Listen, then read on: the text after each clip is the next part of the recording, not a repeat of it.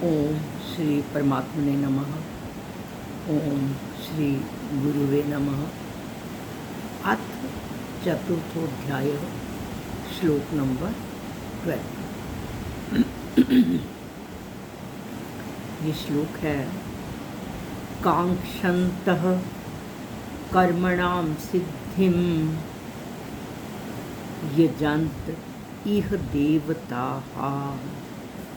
कांक्षन्तः कर्मणां सिद्धिं यजन्त इह देवताः। क्षिप्रं हि मानुषे लोके, क्षिप्रं हि मानुषे लोके सिद्धिर्भवति कर्मजा। कहा है, कर्मणां सिद्धिं कांक्षन्तः। कांक्षन्तः का मतलब है चाहने वाले, सिद्धि का मतलब है फल। कर्मों के फल को चाहने वाले मनुष्य देवता यजन्ते, देवताओं की पूजा किया करते हैं। आगे कहा है, क्षिप्रम ही मानुषे लोके, ही क्योंकि इह मानुषे लोके, इस मनुष्य लोक में कर्मजा सिद्धि, कर्मों से उत्पन्न होने वाली सिद्धि अर्थात कर्मों का फल, क्षिप्रम भवति, जल्दी ही मिल जाता है। कर्मों का फल चाहने वाले मनुष्य देवताओं की पूजा किया करते हैं, क्योंकि इस मनुष्य लोक में कर्मों से उत्पन्न होने वाली सिद्धि जल्दी ही मिल जाती है। और मनुष्य को नए कर्म करने का अधिकार मिला हुआ है, और कर्म करने से ही सफलता मिलती है। यह आमतौर पर देखने में आया है कि मनुष्य के अंतःकरण में ये बात बिल्कुल पक्की हो चुकी है कि कर्म किए बिना कोई वस्तु नहीं मिलती, और सांसारिक वस्तुएं जितनी भी हैं उनके लिए कर्म करने ही पड़ते हैं। लेकिन वो ये सोचती हैं कि अगर सांसारिक वस्तुओं को प्राप्त करने के लिए कर्म करने पड़ते हैं, तो परमात्मा की प्राप्ति भी हमें कर्म करने से अर्थात तप, ध्यान और समाधि आदि में बैठने से प्राप्त होती है। लेकिन नाशवान पदार्थों की कामनाओं के कारण उनकी दृष्टि परमात्मा की ओर जाती नहीं, और संसारिक वस्तुएं तो सारी हमें कर्म करने से प्राप्त होती हैं, लेकिन भगवान हम तो भगवान का अंश हैं। परमात्मा की प्राप्ति हमें परमात्मा के लिए उत्कट अभिलाषा जब तक हमारे अंदर जागृत नहीं होती तब तक नहीं होती। और परमात्मा की ये हमारी जो श्रद्धा है, इसमें हमारी कामनाएं बाधा बनती हैं। जब हमारा ध्यान उन कामनाओं को पूरा करने के लिए होता है, संसारिक वस्तुओं को, तो परमात्मा की तरफ से परमात्मा की तरफ से इंसान परे होने लगता है, विमुख होने लगता है और संसार में उलझता जाता है। कहा है कि जो भगवान हैं वो पिता के समान हैं, और जो देवता हैं दुकानदार के समान हैं।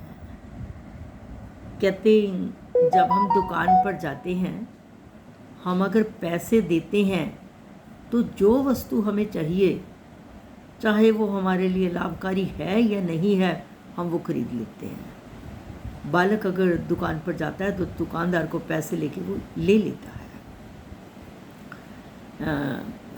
कहा है कि अगर वो पिता से सुई, चाकू या कैंची, छोटा बच्चा जिसे समझ नहीं है, अगर मांगता है तो पिता उसे ऐसी चीज़ देते नहीं, बल्कि अगर उसके हाथ में पैसे हैं तो वो भी पकड़ लेते हैं कि कहीं ऐसी चीज़ खरीद ना ले। तो जो पिता है, अगर बालक चाहता है कोई वस्तु लेना, तो उसको पिता से लेने के लिए कोई मूल्य चुकाना नहीं पड़ता, लेकिन दुकानदार से लेने के लिए उसे जरूर धनराशि देनी पड़ती है। तो कहा है कि जब हम इसी प्रकार देवताओं की जब हम पूजा करते हैं, उसके लिए तो हमें कर्म करने पड़ते हैं। किसी देवता की पूजा करोगे, यज्ञ करने के लिए यज्ञ सामग्री भी लाओगे, विभिन्न प्रकार की वस्तुओं की ज़रूरत है, और फिर कहीं जाकर आप वो जो कामना को रखकर जिस देवता की पूजा करते हो तो पूरी होती है। और देवताओं से आप जो चाहते हो, चाहे वो आपके लिए लाभकारी है या नहीं है, आपकी कामनाएं पूरी हो जाती हैं।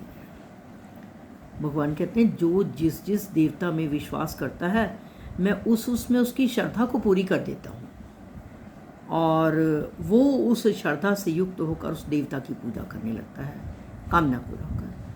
लेकिन उसकी कामनाएं पूरी भी हो जाती हैं, पर वास्तव में ये देवताओं को अधिकार भगवान कहते हैं मैंने ही दिए हुए हैं। और भगवान से जब हम कामना को रखकर कुछ मांगते हैं, भगवान से, देवता से नहीं, तो ये ज़रूरी नहीं है कि भगवान हमें सारी वस्तुएं दे दें। भगवान तो केवल हमें वही वस्तु देते हैं जो हमारे लिए लाभकारी है। तो देवताओं की पूजा में और भगवान की पूजा में यही अंतर है। देवताओं की पूजा कोई बुरी बात नहीं है, ज़रूर करें। देवताओं के मूल में हम उस परम पिता परमात्मा को याद रखें तो कुछ ऐसी बात नहीं है। इसलिए कहा गया, भगवान कहते हैं कि जो मेरी पूजा करते हैं वो मुझे ही प्राप्त होते हैं। उनके लिए जो वस्तुएं होती हैं, उनके हित के लिए मैं उन्हें केवल वही प्रोवाइड करता हूँ। और आगे कहा है कि मनुष्य लोक में जो कर्मों की आसक्ति वाले मनुष्य हैं, वे कर्मों की आसक्ति के कारण कर्मजन्य सिद्धि पर ज़्यादा लुप्त हो जाते हैं।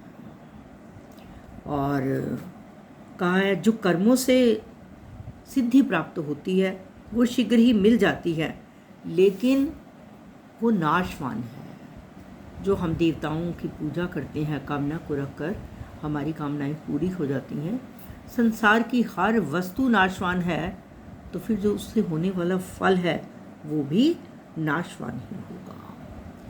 तो देवताओं से जब हमें कामना रखकर किया गया है, जो फल मिलता है वो नाशवान है, लेकिन परमात्मा का जब आप उपासना करते हो तो आपको जो फल मिलता है, परमात्मा के लिए वही वस्तु प्रोवाइड करते हैं जो आपके लिए हितकारी हो, और उससे आपका अंतःकरण भी पवित्र होगा और नैष्ठिक शांति भी आएगी।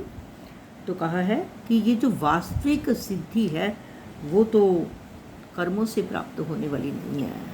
वो कर्मों से संबंध विच्छेद करके, अर्थात कामना ममता आसक्ति से रहित होकर जब हम कर्म करते हैं तो वास्तविक सिद्धि भगवत प्राप्ति हमें तभी होती है। ये कर्मों के संबंध विच्छेद से ही प्राप्त होती है। जब इंसान अपने लिए कर्म करता है तो कर्मों के बंधन में बंधता है, अर्थात आने जाने वाली परिस्थिति से सुखी दुखी होता है। लेकिन जब इंसान दूसरों के हित के लिए कर्म करता है तो वो कर्म बंधन से मुक्त होता है और नैष्ठिक शांति को पाता है।